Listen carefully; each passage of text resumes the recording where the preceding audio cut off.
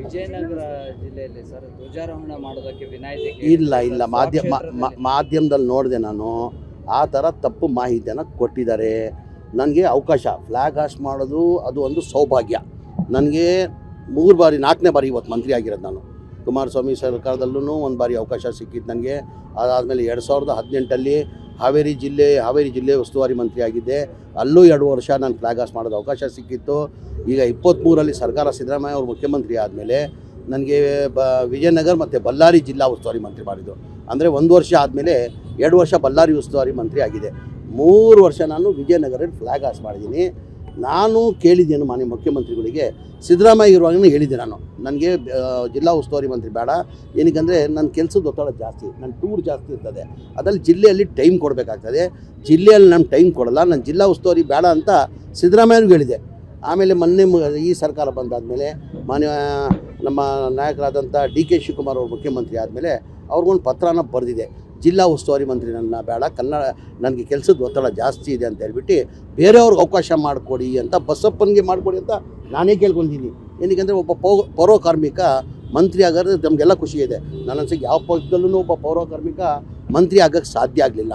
ಇವತ್ತು ಬಸಪ್ಪನವರು ಇವತ್ತು ಮಂತ್ರಿ ಆಗಿದ್ದಾರೆ, ಅವ್ರಿಗೂ ಆಸೆ ಇರ್ತದೆ. ನಾನು ಮೊದಲೇ ಬಾರಿ ಮಂತ್ರಿ ಆಗುವಾಗ ನನಗೂ ಎಲ್ಲೋ ಒಂದು ಕಡೆ ಯಾವುದನ್ನ ಒಂದು ಜಿಲ್ಲೆ ಕೊಡಬೇಕು, ನಾನೂ ಒಂದು ಫ್ಲ್ಯಾಗ್ ಹಾಸ್ಟ್ ಮಾಡಬೇಕಂತ ನನಗೂ ಒಂದು ಆಸೆ ಇತ್ತು. ಹಾಗಾಗಿ ನಾನು ಬೇರೆಯವ್ರಿಗೂ ಅವಕಾಶ ಮಾಡಿಕೊಳ್ಳಿ ಅಂತ ಮನೆ ಮುಖ್ಯಮಂತ್ರಿ ಕೇಳ್ಕೊಂಡಿದ್ದೆ.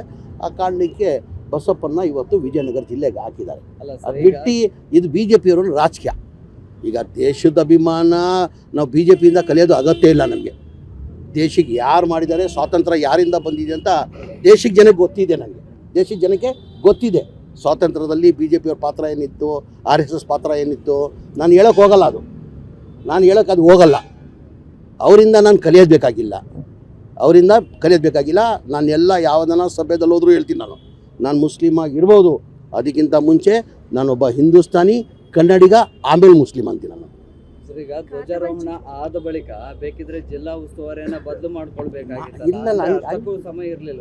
ಅವ್ರಿಗೆ ಅವಕಾಶ ಮಾಡಿಕೊಡ್ಬೇಕಿಲ್ರಿ, ಬೇರೆಯವ್ರಿಗೆ ಅವಕಾಶ ಮಾಡಿಕೊಡು. ಹಾಗೆ ಎಲ್ಲರಿಗೂ 1 ನಿಮಿಷ ಹೇಳ್ತಾ ಇದ್ರು. ಈಗ ಎಲ್ಲರಿಗೂ ಒಂದು ಮಂತ್ರಿ ಆದಮೇಲೆ ಎಲ್ಲ ಹೇಳಿ ಜವಾಬ್ದಾರಿ ಕೊಡ್ತಾರೆ. ನಾನು ಬೇಡ ಅಂದಮೇಲೆ ಅವ್ರು ಜವಾಬ್ದಾರಿ ಕೊಟ್ಟಿದ್ದಾರೆ. ಈಗ ಎಲ್ಲ ಯಾರನ್ನ ಮಂತ್ರಿ ಇರಲಿ, ಅವ್ರಿಗೆ ಒಂದು ಮಂತ್ರಿ ಆದಮೇಲೆ ಒಂದೇ ಆಸೆ, ಆ ಜಿಲ್ಲೆ ಯಾವುದನ್ನ ಒಂದು ಜಿಲ್ಲೆಯಲ್ಲಿ ಫ್ಲ್ಯಾಗ್ ಹಾಸ್ಟ್ ಮಾಡಬೇಕಂತ ಒಂದು ಆಸೆ ಇರ್ತದೆ.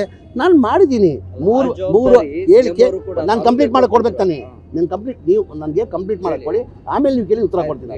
ಈಗ ನಾನು ಹೇಳ್ದಲ್ಲ, 2006 ಮಂತ್ರಿ ಆಗಿದ್ದೆ ನಾನು ಕುಮಾರಸ್ವಾಮಿ ಸರ್ಕಾರದಲ್ಲಿ. 2018 ಸಮ್ಮಿಶ್ರ ಸರ್ಕಾರದಲ್ಲೂ 2 ವರ್ಷ ಮಂತ್ರಿ ಆಗಿದ್ದೆ. ಹಾವೇರಿ ಜಿಲ್ಲಾ ಉಸ್ತುವಾರಿ ಮಂತ್ರಿ ಆಗಿದೆ. ಈಗ 3 ವರ್ಷ ಮಾಡಿದ್ದೀನಿ ಸ್ವಾಮಿ. ಬೇರೆಯವ್ರಿಗೆ ಅವಕಾಶ ಕೊಡ್ಬೇಕು ತಾನೆ, ಹೊಸಬ್ರಿಗೂ ಅವಕಾಶ ಕೊಡ್ಬೇಕು ತಾನೆ. ನಾನು ಇಲ್ಲಿ ಮಾಡಿಲ್ವ ಇವತ್ತು? ಬೇರೆಯವ್ರಿಗೂ ಜಿಲ್ಲೆಯಲ್ಲಿ ಅವಕಾಶ ಕೊಡೋದು ಹಿನ್ನೆಲೆಯಲ್ಲಿ ನಾವೇನು BJPದಲ್ಲಿ ಏನು ಕಲಿಯೋದು ಬೇಕಾಗಿಲ್ಲ. ನಾನು ಮುಂಚೆನೇ ಹೇಳಿದ್ದೀನಿ, ನಾನು ಅವರಿಂದ ಏನು ಕಲಿಯೋದು ಬೇಕಾಗಿಲ್ಲ. ದೇಶದ ಪ್ರೇಮಿ ಯಾರಿಗೆ ಏನಿದೆ ಅಂತ ಎಲ್ಲರಿಗೂ ಗೊತ್ತಿರೋದೇ ವಿಚಾರ.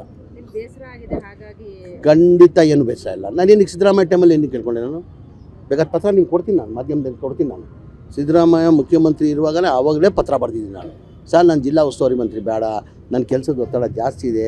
ನಾನು ಏನಕ್ಕಂದರೆ ಜಿಲ್ಲಾ ಉಸ್ತುವಾರಿ ಮಂತ್ರಿ ಆಗೋದು ಹೆಚ್ಚಿಲ್ಲ, ಆ ಜಿಲ್ಲೆಗೆ ಸಮಯನ ಕೊಡಬೇಕು. ಸಮಯನ ನಂತರ ಟೈಮ್ ಇಲ್ಲ ಅಂದರೆ ಕಾರಣ ಅಂದರೆ ನನಗೆ ಹೋದ ಸತಿ 3 ಖಾತೆ ಕೊಟ್ಟಿದ್ರು. ಆಮೇಲೆ ನೋಡಿರ್ಬೋದು ನಾವು, ಸ್ಟಾರ್ ಕ್ಯಾಂಪೇನರ ಕೇರಳದಲ್ಲೂ ಕರ್ಸ್ಕೊಂಡಿದ್ರು, ತೆಲಂಗಾಣಲ್ಲಿ ಕರ್ಸ್ಕೊಂಡಿದ್ರು.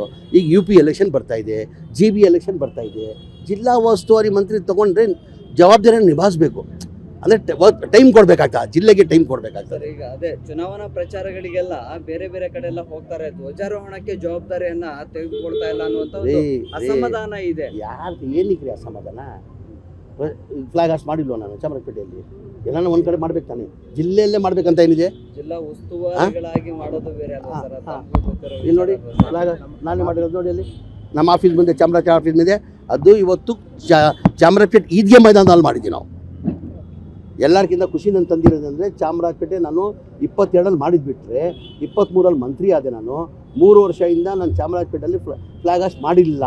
ಇವತ್ತು ನನಗೆ ಅತ್ಯಂತ ಖುಷಿ ತಂದಿರೋದಂದರೆ, ನಾನು ಚಾಮರಾಜಪೇಟೆ ಈದ್ಗಾ ಮೈದಾನದಲ್ಲಿ ಫ್ಲ್ಯಾಗ್ ಹಾಸ್ಟ್ ಮಾಡಿದ್ದೀನಿ. ವಿಜಯನಗರ ಜಿಲ್ಲೆ ಜನರು ತುಂಬ ನಿರೀಕ್ಷೆ ಇಟ್ಕೊಂಡಿದ್ರು ಸರ್, ಜಮೀರ್ ಸರ್ ಬರ್ತಾರೆ, ಧ್ವಜಾರೋಹಣ ಮಾಡ್ತಾರೆ ಅಂತೇಳಿ. ಅವರ ಆ ಥರ ಥ್ಯಾಂಕ್ ಯು